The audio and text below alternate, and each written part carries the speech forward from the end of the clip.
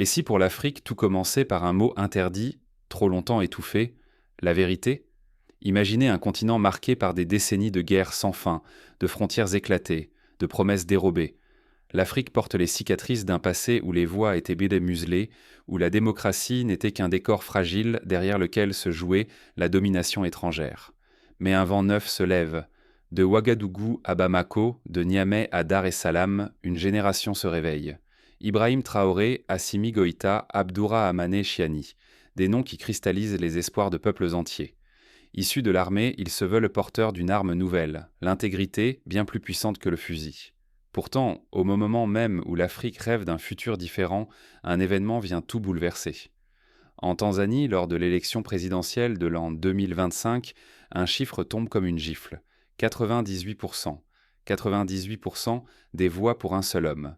Un résultat si extravagant qu'il fait ressurgir le fantôme des dictatures et des mascarades électorales. Le choc est immense. Pour la première fois, le silence poli cède la place à la colère. Des journalistes s'interrogent, des citoyens murmurent, puis crient.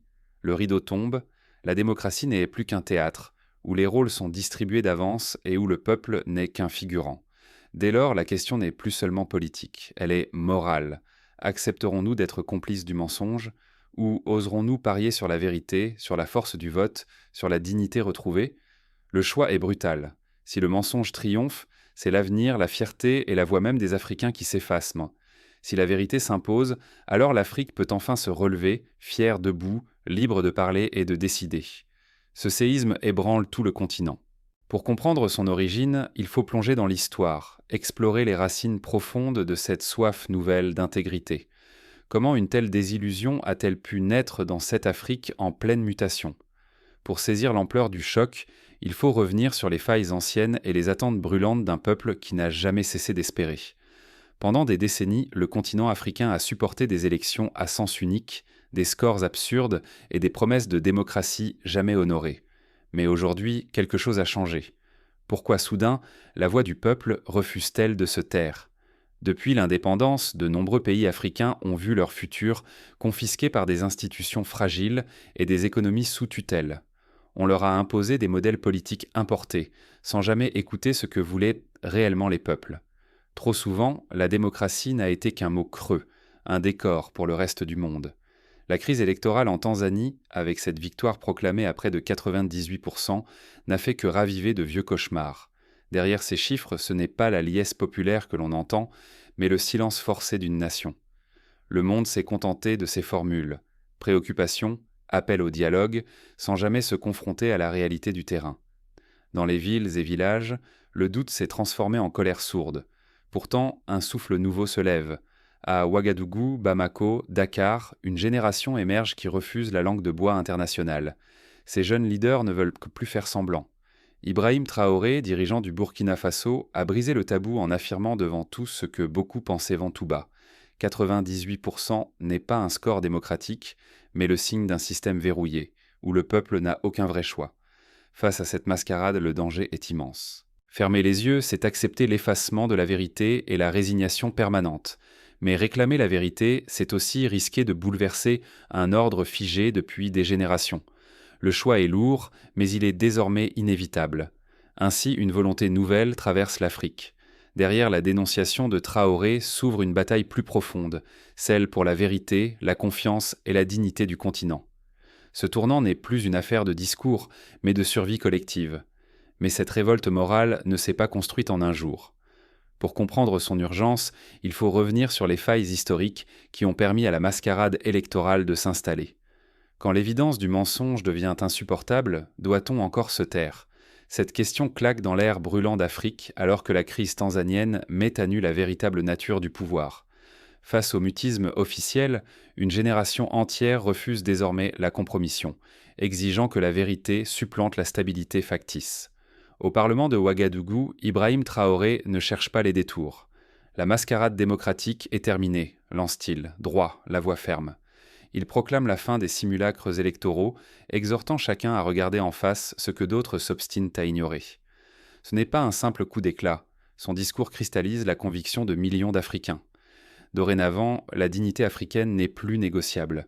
Dans la foulée, Traoré pose un acte inédit. Il réclame que la communauté économique des États de l'Afrique de l'Ouest et l'Union africaine suspendent la Tanzanie de toutes les instances panafricaines, pas par esprit de vengeance, mais au nom d'une responsabilité collective.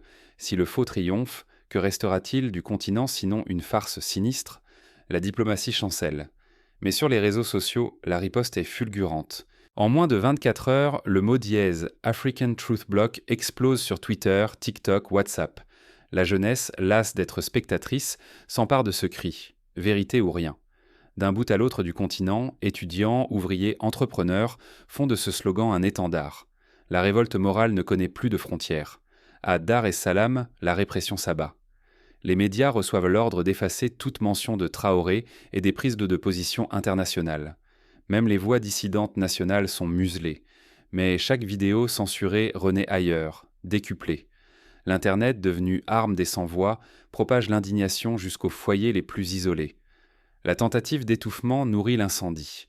Peu à peu, la crise dépasse la Tanzanie et le Burkina Faso. À Lagos, Dakar, Nairobi, la colère gronde. Pour la première fois depuis des décennies, des jeunes de toutes origines, de toutes langues réclament la même chose. Honnêteté, authenticité, leader à leur image. L'heure n'est plus au compromis. L'Afrique exige des dirigeants porteurs d'espoir, non d'illusions. Mais cette unité nouvelle révèle aussi une fracture profonde. D'un côté, ceux qui redoutent le chaos et défendent la stabilité à tout prix. De l'autre, ceux qui préfèrent le saut dans l'inconnu, convaincus que la liberté ne se négocie pas. Le continent se divise, préserver l'ordre, quitte à sacrifier la vérité, ou risquer l'inattendu pour une renaissance véritable. Le sort de la Tanzanie cristallise désormais l'attente d'une génération entière. C'est la crédibilité des institutions africaines, la fierté collective et l'image même du continent qui sont en jeu. Flancher, ce serait risquer l'isolement, mais surtout briser ce fil fragile qui unit encore les peuples africains. La vague ne s'arrête pas à l'ouest ni au Sahel. Elle déferle déjà vers le sud, ébranle les piliers d'institutions longtemps silencieuses et annonce une tempête que plus rien ne semble pouvoir contenir. Mais tandis que les lignes bougent, des voix secrètes s'organisent pour enrayer l'élan populaire. Le bras de fer ne fait que commencer. L'unité fondée sur le silence est-elle plus dangereuse que la division assumée pour la justice ? Cette question brûlante traverse désormais tout le continent, secouant l'Afrique jusque dans ses racines les plus profondes. Pour la première fois, le Botswana et même l'Union africaine brisent le mur du silence. Ils dénoncent publiquement l'élection en Tanzanie, refusant d'entériner une victoire à plus de 98%, jugée absurde. Leur déclaration est cinglante, l'unité bâtie sur le silence, c'est la complicité. Ceux qui, hier encore, prônant la prudence, refusent aujourd'hui d'être complices d'une mascarade. Le Botswana lance. Si l'Afrique ne peut pas se regarder en face, à quoi bon parler d'unité ? L'Union africaine, sortant de sa réserve, réclame une enquête internationale. Le masque est tombé et l'ambiguïté n'est plus possible. Un concept nouveau surgit, la ligne de faille de Dar es Salaam. D'un côté, les partisans de la stabilité accrochés aux résultats officiels. De l'autre, ceux qui exigent la vérité, prêts à risquer la discorde pour rendre justice. L'Afrique découvre une fracture inédite, non plus les frontières héritées de la colonisation, mais une faille morale et institutionnelle. La SADC, traditionnellement neutre, choisit la transparence. Lors d'une réunion exceptionnelle à Gaborone, ses membres affirment « La confiance des peuples ne se décrète pas, elle se mérite par la clarté et l'éthique ». Cette prise de position fait trembler les certitudes habituelles. Sous cette pression, la Tanzanie se retrouve brutalement, isolée. Aucun leader africain d'envergure n'ose féliciter la présidente Samia Suluhu Hassan. Les rares visites diplomatiques sont désormais glaciales, silencieuses. À la place des messages de félicitations, un froid pesant s'installe. La Tanzanie fait face à un référendum moral. Désormais, la légitimité ne s'impose plus par des chiffres spectaculaires, mais par une vérité acceptée de tous. Pour la première fois, la question dépasse la politique. Rester ensemble au prix du mensonge ou risquer la division pour sauver la dignité collective. Le continent entier retient son souffle. Car si l'Afrique n'affronte pas ses failles aujourd'hui, elle pourrait en s'élargir jusqu'au point de rupture. Oser la vérité peut briser l'unité de façade, mais offre la chance d'une authenticité nouvelle, où chaque voix trouve enfin sa place. Reste à savoir comment transformer ce sursaut douloureux en une vraie leçon pour tous les Africains, bien au-delà du cas tanzanien. L'épreuve tanzanienne devient un miroir pour tous les peuples africains. Peut-on bâtir une vraie unité sur la justice, ou le continent cédera-t-il à la tentation du silence ? Et si le véritable courage politique, c'était de refuser le mensonge, même sans reconnaissance ni applaudissement, cette interrogation s'impose désormais à chacun de nous. Elle sépare l'ancien monde de celui qui, peut-être, commence aujourd'hui. Ibrahim Traoré, souvent surnommé le Che africain, n'a rien d'un apôtre de la violence. Sa force ne réside ni dans les armes, ni dans l'agitation, mais dans une morale sans concession. Il ne souffle pas la révolte, il incarne le refus du compromis avec le faux. Le vrai leadership ne cherche jamais à devenir le héros d'une fable. Le véritable leader fuit la mise en scène. Il choisit l'intégrité, même s'il doit perdre l'adulation ou le pouvoir. Traoré, Goïta, Ruto et tant d'autres rappellent que l'exemple se niche dans la fidélité à la vérité, parfois dans le silence, jamais dans le spectacle. La légitimité d'un chef ne se mesure plus au pourcentage peint sur les murs des villes. Désormais, confiance et dignité sont les seules monnaies politiques qui comptent. Sur tous les marchés du continent, les discussions tournent moins autour de résultats arrangés que du respect, celui qu'on doit au peuple. Voilà le défi qui nous attend. Rebâtir la démocratie non sur des chiffres vides, mais sur une confiance partagée, sur la possibilité de contredire sans effroi. Le pouvoir n'a plus à craindre l'opposition officielle, ni la presse, mais bien le peuple lui-même, éveillé, exigeant, irréversible. Une nouvelle génération s'est levée.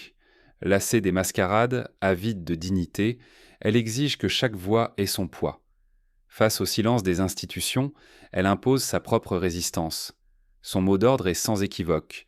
Plus jamais de vérité confisquée. C'est la leçon universelle que l'Afrique adresse au monde.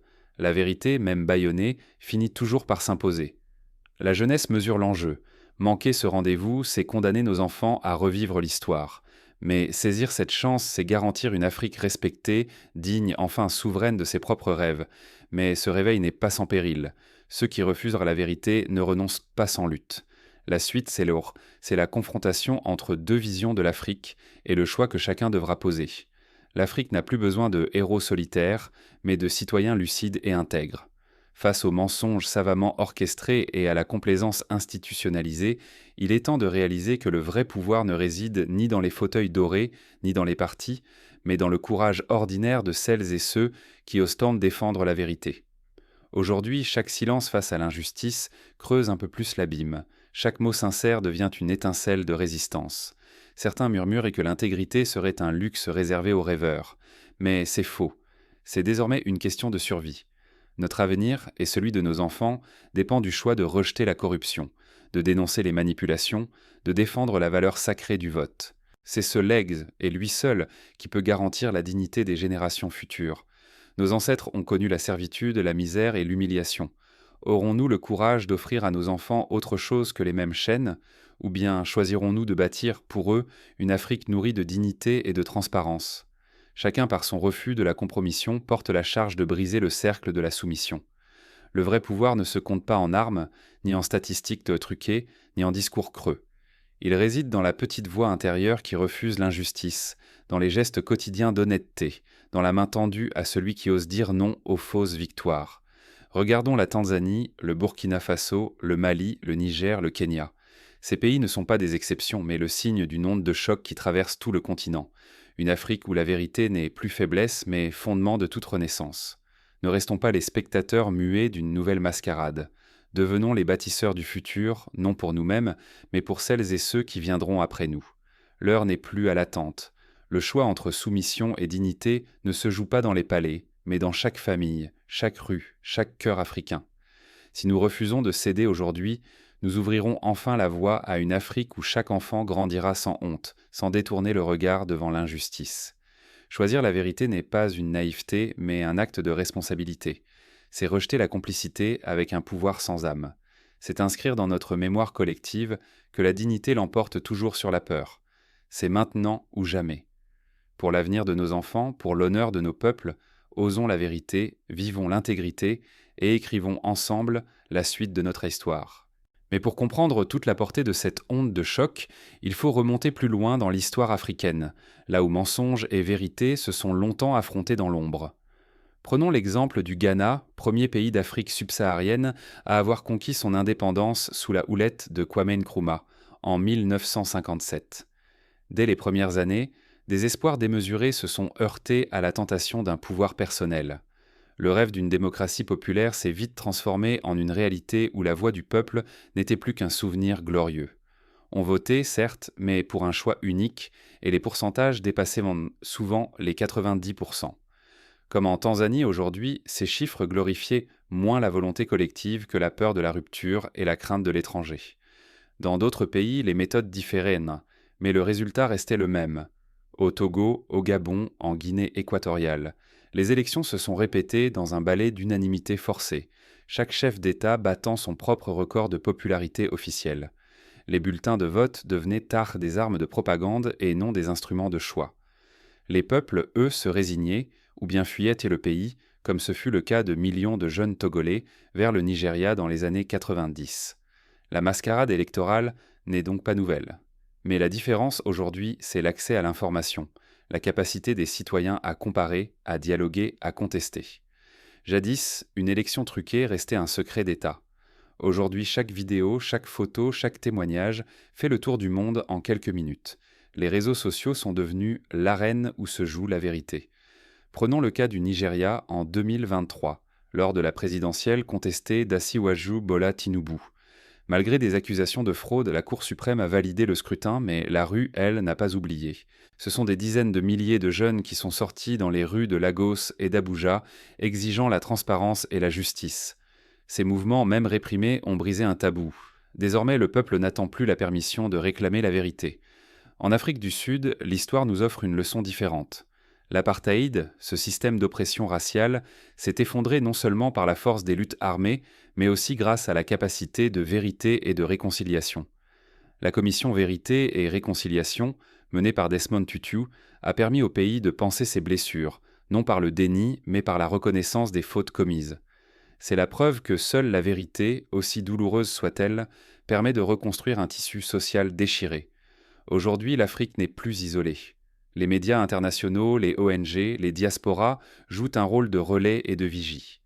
Quand la Tanzanie proclame un score irréaliste, c'est toute la planète qui s'en étonne, et c'est toute la jeunesse africaine qui s'insurge. Pour aller plus loin, interrogeons-nous sur les scénarios possibles si la vérité triomphe. Imaginons que, sous la pression populaire et internationale, la Tanzanie accepte une mission d'observateur indépendant, comme cela s'est fait au Kenya en 2007. Ce serait un geste historique. La crise post-électorale kenyane avait plongé le pays dans le chaos, mais c'est grâce à la médiation et à la transparence que la paix civile a pu être restaurée. Les commissions multipartites, les débats publics, les ateliers citoyens ont permis de reconstruire la confiance. Si la Tanzanie suit cet exemple, elle offrirait au continent un précédent salutaire. À l'inverse, que se passe-t-il si le mensonge l'emporte ? L'histoire du Zimbabwe, sous Robert Mugabe, en est le triste rappel. Des scores hallucinants, des oppositions bâillonnées, une économie en ruine. Le déni de la vérité a conduit le pays à l'isolement et à la misère. Les sanctions internationales, la fuite des cerveaux, la défiance généralisée ont laissé des cicatrices encore visibles aujourd'hui. Le mensonge, loin de préserver la stabilité, ruine l'avenir. Mais la vérité, ce n'est pas seulement le courage d'un chef ou la colère d'une génération. C'est aussi une pratique quotidienne, un engagement de tous. Pour qu'elle triomphe, il faut des institutions solides, une presse libre, une justice indépendante. Cela demande des réformes concrètes. Publication transparente des résultats, accès aux médias pour tous les candidats, protection des lanceurs d'alerte, éducation civique à grande échelle. Chaque pays peut adapter ses mesures à son contexte, mais l'essentiel reste d'écouter la voix réelle du peuple.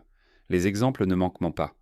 Au Sénégal, la société civile s'est organisée sous la bannière du mouvement Y en a marre, rassemblant musiciens, journalistes et jeunes contre la manipulation des scrutins. Leur mot d'ordre, « Notre avenir n'est pas à vendre ». Cette mobilisation a permis de faire reculer le pouvoir en place et d'instaurer un climat de vigilance citoyenne. Au Bénin, la Cour constitutionnelle a annulé plusieurs élections entachées de fraude, prouvant que la justice, lorsqu'elle est courageuse, peut remettre les compteurs à zéro. Pratiquement chaque citoyen a un rôle à jouer. Il ne s'agit pas seulement de manifester, mais aussi de s'informer, de débattre, de refuser la corruption au quotidien. Cela commence dans les écoles, où l'on peut organiser des débats sur la citoyenneté, dans les médias en donnant la parole à toutes les opinions, dans l'administration en protégeant ceux qui dénoncent les abus. Les réseaux sociaux, puissants mais fragiles, doivent être utilisés pour informer, et non pour manipuler. La lutte pour la vérité n'est jamais gagnée d'avance. Enfin, osons rêver plus grand. Imaginons une Afrique où chaque élection serait une fête populaire, un moment de dialogue et non de peur, où les chiffres ne seraient plus l'objet de suspicion, mais le reflet d'une véritable adhésion, où les leaders, loin de craindre la contestation, verraient dans chaque critique une occasion de s'améliorer. Ce rêve, il commence aujourd'hui dans chaque geste de courage, chaque refus de la compromission. La Tanzanie n'était qu'un exemple parmi d'autres. Demain, ce pourrait être l'Algérie, l'Égypte, l'Angola ou même le Maroc.